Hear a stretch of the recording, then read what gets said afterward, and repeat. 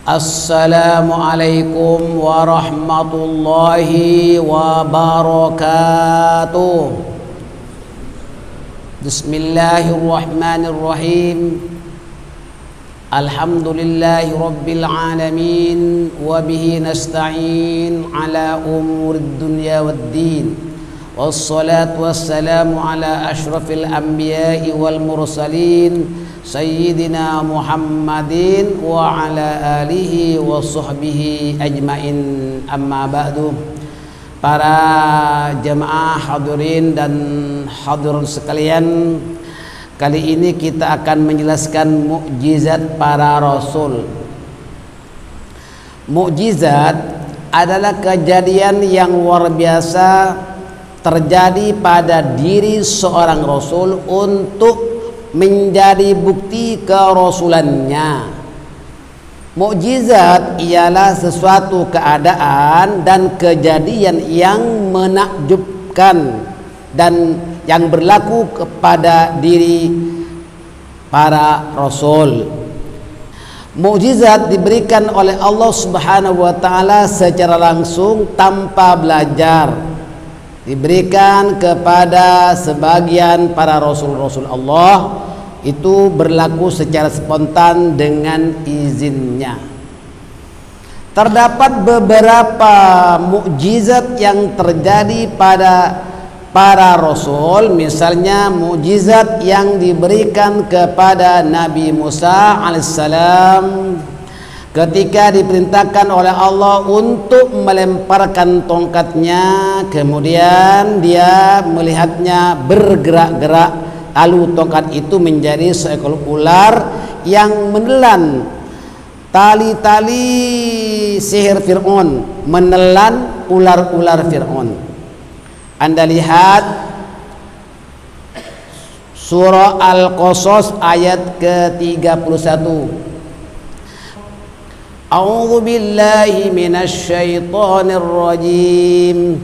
Wa an alqi 'asak falamma ra'aha tahtazzu ka'annaha jannaw walla mudbiran wa lam yu'aqib. Ya Musa aqbil wa la takhaf innaka minal aminin. Dan lemparkanlah tongkatmu wahai Musa.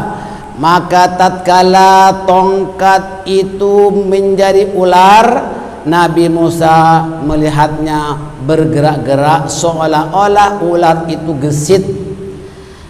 Maka larilah dia berbalik ke belakang tanpa menoleh. Kemudian Musa diseru, wahai Musa, datanglah kepadaku, yakni kepada Allah, dan jangan kamu merasa takut. Sesungguhnya kamu orang yang aman, yakni orang yang selamat.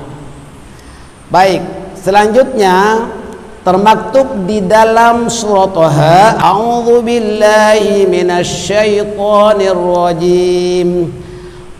Wa alqi ma fi yaminika talqaf ma sana'u innama sana'u kaidu sahir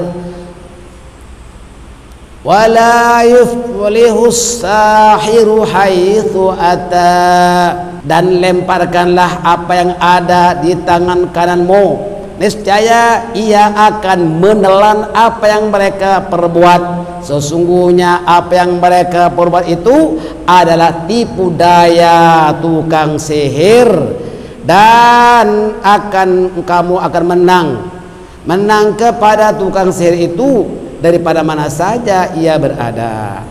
Saudara, ayat ini untuk penolak sihir. Saudara-saudara sekalian, mukjizat para rasul ini banyak sekali.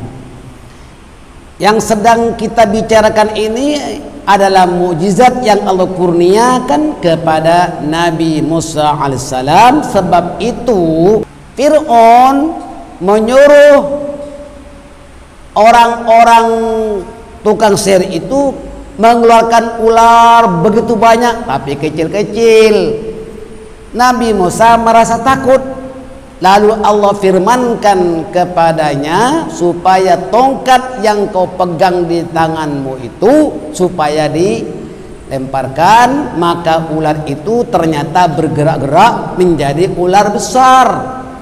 Takut tukang sihir. Kenapa? Ular kecil-kecil itu dimakan habis. Kalah. Tukang sihir Fir'aun kalah dengan tongkat mukjizat yang Allah kurniakan kepada Nabi Musa alaihissalam. Baik. Dan tongkat ini mukjizat, kalau dipukulkan untuk membelah lautan pun boleh.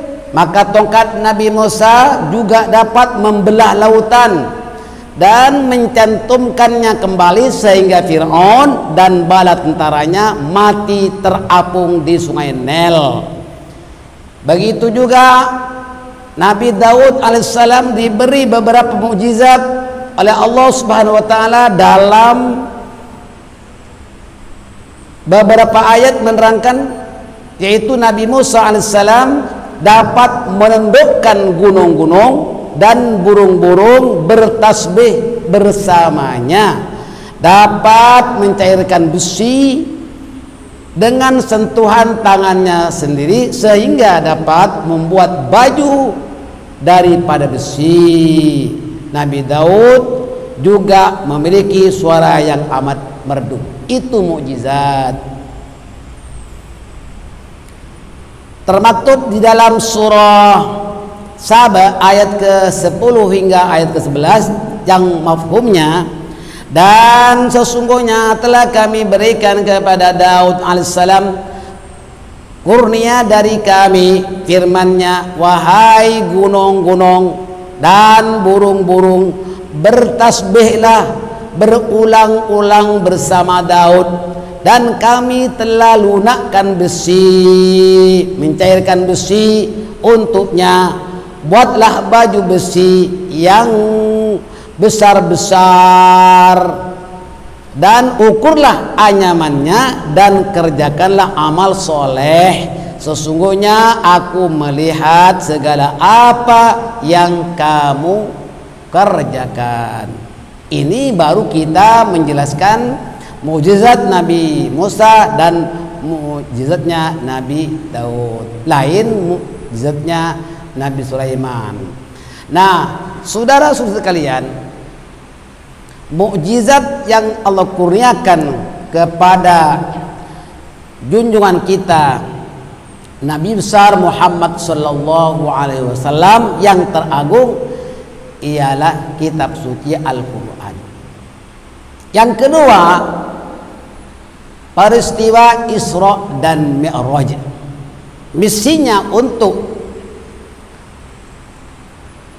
mendapat perintah